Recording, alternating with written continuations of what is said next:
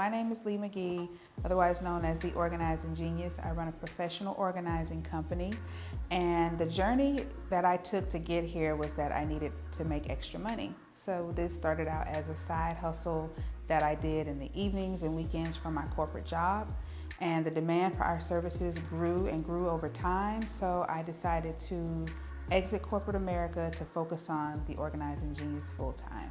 Guys, I can't say enough about Roxelle, but I will say that she's been pivotal in our growth. We pretty much rely on her for everything, from our contracts to non-disclosures, even now helping us to get the business trademarked with our names.